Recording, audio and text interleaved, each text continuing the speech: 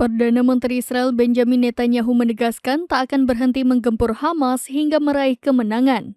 Namun tentara Israel enggan melanjutkan perang di Gaza. Diketahui sebanyak 2.000 lebih pasukan IDF menolak untuk melanjutkan perang di Gaza.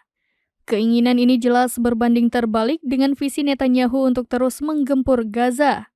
Netanyahu pun sampai menegaskan adanya hukuman bagi para tentara yang membelot. Ia menyiapkan penjara khusus yang akan digunakan untuk menghukum para tentara yang mangkir dari tugas. Dalam laporannya yang dikutip dari Al-Mayadin, rencana hukuman penjara tersebut akan efektif diberlakukan pemerintah Zionis Israel mulai 1 Desember 2023. Adapun hukuman penjara yang akan dijatuhkan bervariasi, mulai dari sehari hingga 3 hari penjara untuk setiap ketidakhadiran.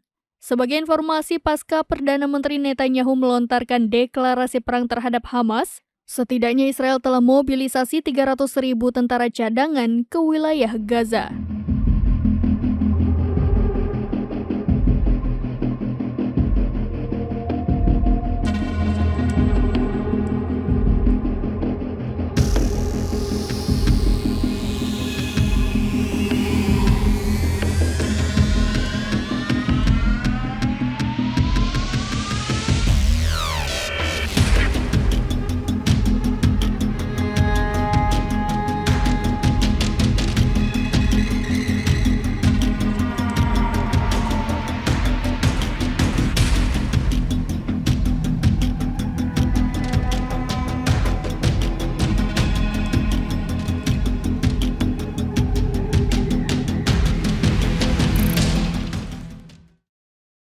Download Tribun X sekarang, menghadirkan lokal menjadi Indonesia.